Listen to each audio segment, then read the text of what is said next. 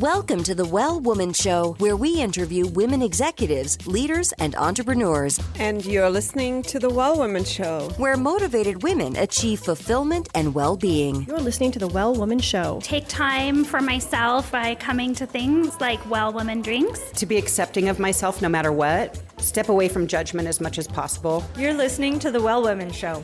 You're going to be in for a good ride. I don't regret anything. Everything I've ever done, I've learned from it, one way or another, good or bad. Being a little bit selfish for yourself, put your own oxygen mask on first and then give what's left. I'm a woman. I would prefer to tell my own story. My story, though it's very personal, is universal. You're listening to the Well Woman Show. And now your host, Giovanna Rossi.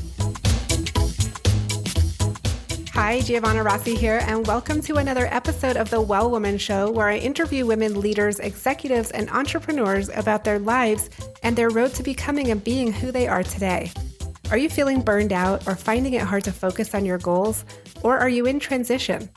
Well, you're not alone. We all need to activate our superpowers. These are the internal strengths and abilities we all already have but don't use all the time. Superpowers can be cultivated, and they include empathy, love, intuition, courage, and more. As always, this episode is brought to you by Well Woman Life, a global community of women living our best lives. Whether it's your health, relationships, your money, or making an impact in your community and the world, Well Woman Life has you covered.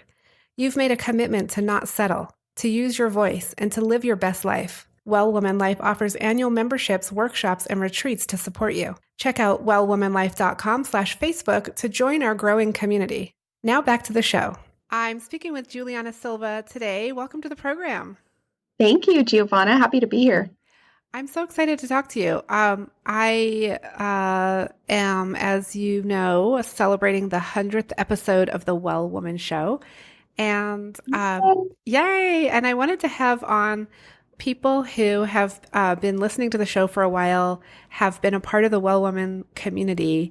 And in your case, you're both of those, but you work at WESST Enterprise Center. You're the managing director there. And WEST is actually one of our members, our organizational members as well. So I wanted to hear it from that perspective as well, to talk to you about your experience and that kind of thing. So welcome to the show. Thank you. Julianna, let's just start with, tell me a little bit about WEST and what you do at the WEST Enterprise Center. Okay. So WEST is a statewide nonprofit, and we were founded about 29 years ago by women for women to offer consulting and training and lending to anyone who wants to start or grow a thriving business. So our headquarters are in Albuquerque, and we're across the state with small regional offices. And in Albuquerque, we have an incubator, and I manage the incubation program. And we take high growth companies in the incubator and help them learn the business of doing business while they're offering whatever it is that they do. And then outside of the incubator, we work with anyone in the community that wants to learn how to implement better business systems, do marketing, finances, accounting, things like that. And we help them build those systems and grow. So to be in the incubator, you have to kind of be further along in your business. Basically, you've proven your concept and you're out there with customers, and you're really at that next level. Yeah, and you can still be in startup stage. The small difference between how we work with the hundreds, thousands of clients outside of the incubator is you're projecting for sure high growth, and that can be in hiring employees or can also be in revenue. But outside of the incubator, we work with solopreneurs or lifestyle businesses as well. Okay. Interesting. All right. And so why is WEST involved in the Well Woman community? How did that come about? And why is it important to WEST to be a part of that? Well, like I said, we were founded by women for women. And at the time, we interfaced with women who were still having trouble, say, getting loans or finding resources that they felt were really supportive of them. And so that's why WEST was founded, to provide an environment that women felt very comfortable and supported with their growth as an entrepreneur. And I love Well Woman because I feel that it does that in so many ways besides just business. So we are so happy to be a part of the Well Woman community because I think overall it's a way to find and encourage all of our superpowers. And I love that that's something that you really focus on. And it's a community that I think is incredibly giving and brilliant. And I say this a lot, but that's because of you, Giovanna. You have a vision for what the community is that you want to build. And I see it every time I interface with it, whether it's the show or in person. And can you, I love that because I hear that a lot from people that interacting with either the show or in person in one of our workshops or, the retreat or something, that there is something very special and different about the interaction. Mm-hmm. And I'd love to understand that a little bit more because it's so interesting to me because I just am there doing it. And I don't necessarily know from other people's perspectives how it feels or why it's like that. So do you want to say anything else about that? Yeah, I think that as a leader and as a woman of influence, congratulations, I think you set a tone. And the tone is one of deep respect. And I think because of the work that you've done, deep understanding of women and our perspective in life and the issues we deal with as partners, moms, business owners, friends. And you're very good at setting that tone and vision for how we bring all of that to the table. It's positive and solutions-based. Yeah. That's awesome because that's what I'm trying to do. So that's great. I'm glad it feels like that out in the community and then, on the show. So can you tell me, when did you start listening to the show? Oh, gosh. I've been listening to the show for a few years, and now I'm very into the podcast. So I happened to take up running a few years ago, and so the podcast fits really well into that practice. And so it's been a few years. Yeah. And exactly. So how would you describe the show, and what is its purpose for you in your life? So I love that you feature, again, women who maybe are encountering obstacles or dealing with internal obstacles, but I love that you feature ways and examples of how women have approached that in their life and where they have found support and help and solutions to those obstacles. And I think you always have very interesting guests who have something to offer in lots of different aspects of life. Okay. And can you think of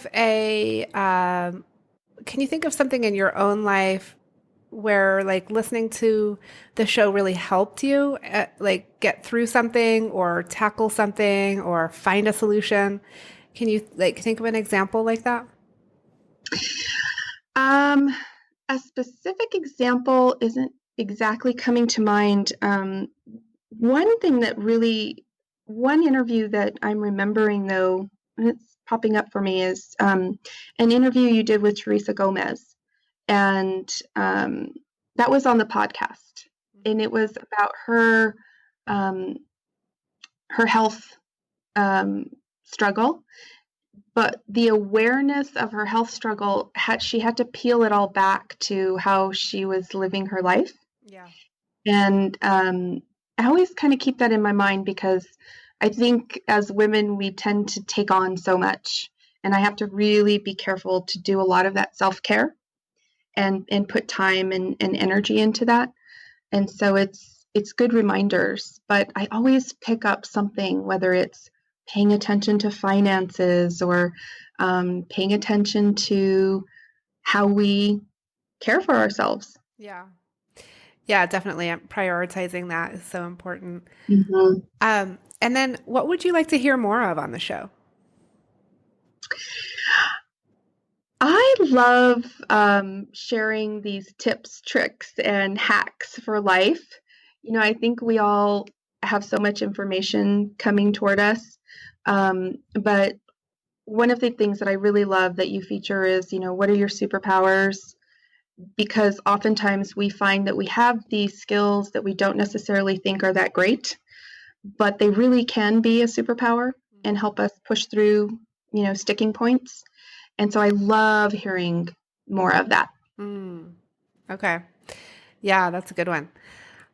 Okay, great. Well, I wanted to see if we can actually do a quick run through of the Well Woman Life framework that I think we've done it before, like in a workshop or something, but I thought it would be fun to do it here for the listeners to hear how it works.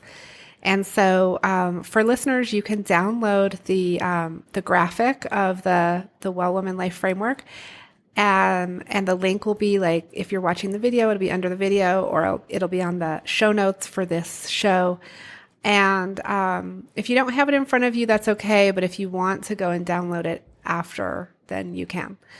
And so, Julianna, this will just take a few minutes. We'll just kind of walk through one of your challenges. We'll just tackle like one thing right now. Okay. And so, as you know, in Well Woman Life, we look at our lives in 3 domains: the personal, the professional, and the public. Mm-hmm. And so I want you to think about a challenge or your greatest challenge in one of those areas. And think about what that challenge is, something that you would really love to have some kind of change or transformation in that challenge. And it can be in your personal or professional or public domain. And on a scale of 1 to 10, I'm going to ask you 2 questions, and you can share as much or as little about the actual challenge as you would like. Okay. So do you have something in mind? I do. Okay. Do you want me to tell you? If you would like to. So one of the things that I have become aware of, as you close a year and start a new year, I would like to be more fully present in whatever activity it is that I'm engaged in. And I'm thinking about this mostly professionally, but personally also. I tend to love my phone a little too much. And so whenever I'm engaged in something, right now you and I are in an interview, and I want to be fully present. If I'm in a meeting, I want to be fully present. If I'm meeting with a client, I want to be fully present. So this is something that I'm paying more attention to because it's really easy to get distracted by technology. Yeah, that's a good one. Okay. So, given that challenge, let's walk through these 2 questions and sort of figure out where you are in the Well Woman life cycle with this particular challenge. And that once we find out where you are, we can figure out some of the tools and superpowers that we need to activate to tackle that challenge. Okay, so on a scale of 1 to 10, 1 being low, 10 being the highest, what's your current experience of your internal superpowers related to this challenge? And for the purpose of this particular exercise, let's think of our internal superpowers as self-love, self-care, self-acceptance, those kinds of things. And so on a scale of 1 to 10, what's your current experience of those internal superpowers related to this challenge? I'd say I'm at about a 4. Okay. So the next question is, on a scale of 1 to 10, what's your current experience of your external supports related to this challenge? And your external supports include things like family members, work structure, schedule, community, friends, policies.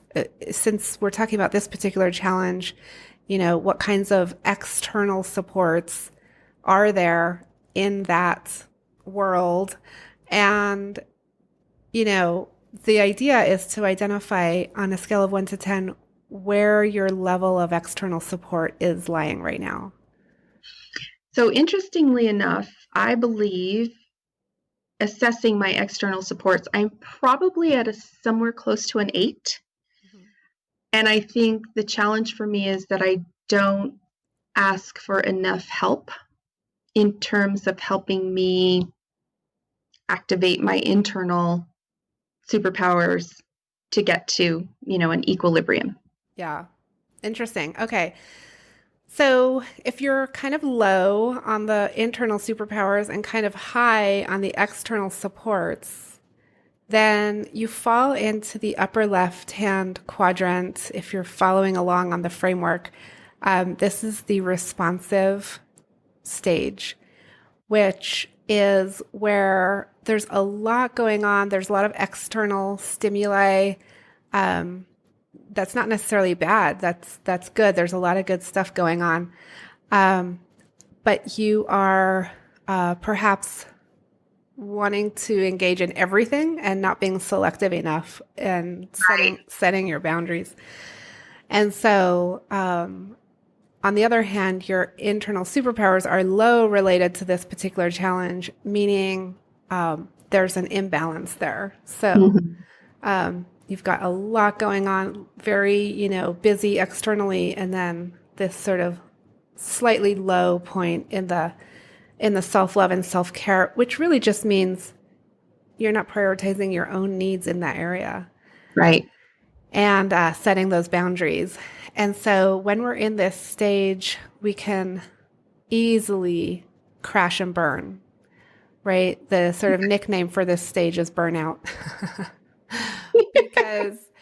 Because if you think about it, when you have a lot going on externally, that's very positive. And this can relate to any challenge, but we're talking about this particular one right now.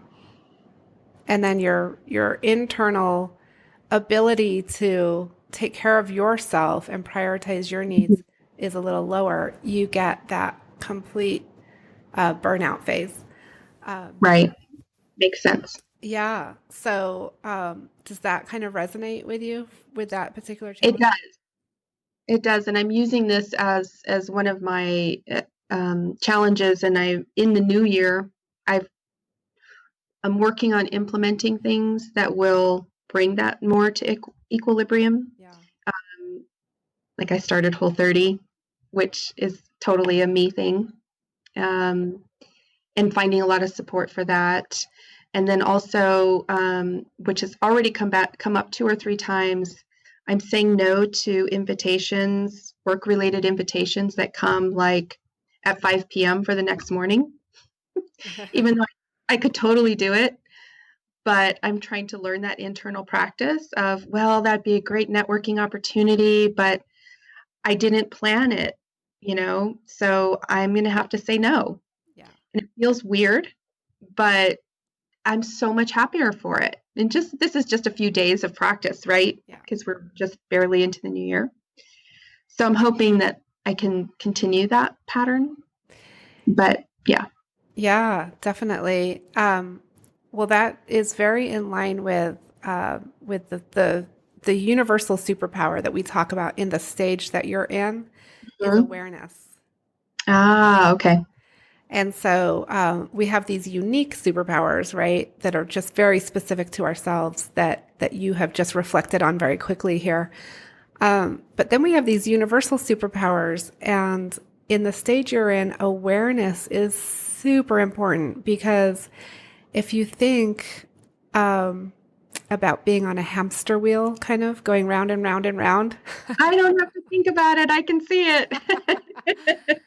Yeah. And you're sort of, going round and round and you can't quite get off to catch your breath. Right. And think about what you're doing or reflect on what's happening in your life.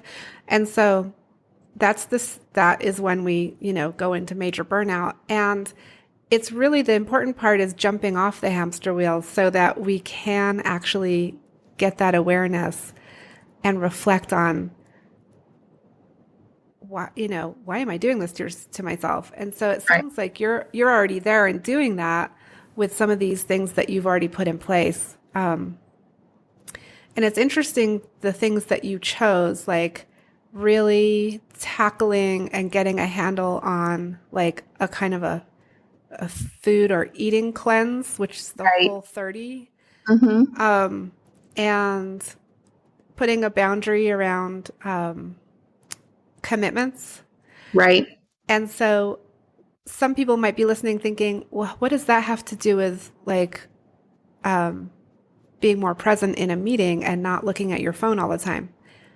Do you want to like respond to that? Yeah. Because I also think it's not just technology that distracts us.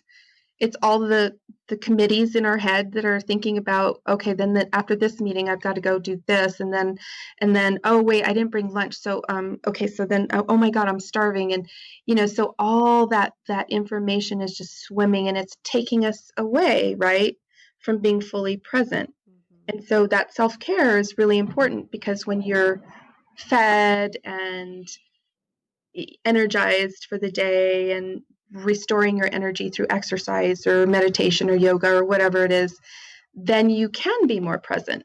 Yeah. And then of course saying no to things is really also, it's almost like when we're doing something, we're getting ready for the next thing we have to do.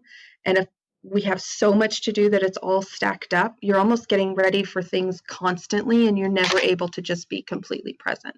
Yeah. For me anyway, that's my experience. So that's kind of how I relate that. Yeah, no, that makes perfect sense. And slowing down and having a plan in place and basically just living consciously, right? Like really being aware. And that's the whole awareness piece of that. So, yeah, that's very interesting. So I encourage people to look at the Well Woman life cycle and see it's sort of fluid. So you may or may not spend a lot of time in each stage, but for example, you can move through the whole cycle in a matter of minutes if it's that kind of challenge, or you can be, moving very slowly through the cycle over weeks or months. It just depends on what you're working on. So some of the other tools in the stage that you're in, Julianna, mm-hmm. that I suggest to people are things like journaling, things like really prioritizing your needs, which sounds like you're already doing, cultivating empathy for yourself. And yeah. That's hard. Yeah. I'm very empathetic with others, but with myself, it's harder. I know. And so do you do journaling? Well, not as a practice. It's odd that you say that at this moment, because I did pick up the whole 30 day by day journal. And so I've been doing that. And it's reflective of a lot of things, not just food. It's reflective of energy and attitude. And so I have picked that up now at the beginning of the year. I love to journal, but again, it's something that just gets deprioritized among all the things I want to do. Yeah. But writing is one thing I want to pick up again. Yeah, that's a really good one for this stage to move. That's a great reminder. Yeah, because it just really helps you gain and maintain that awareness that we so need. Yep. So good. Well, that was fun. That was awesome. I love it. Yeah, cool. And so then to finish out our little chat here, Julianna, I wanted to ask you about your superpowers for success. And this is how I end every show. And I wanted to add this in here because you are such a powerhouse in what you do. Oh, I think other women would really love to hear what you have to say about these questions. So the first one is, what does success in life mean for you? It's interesting as we quote unquote age, that shifts for me, right? And I think success for me means quality. I don't like that word, but deeply connected relationship. And so it's whether it's my relationship with my family, my friends, my clients, my colleagues. I want to just leave every encounter with people better than when I first encountered it. So that's really important to me. And that if I can do that a little bit of the time, I feel like I have success. Yeah. And Julianna, when did you know you were really good at what you do?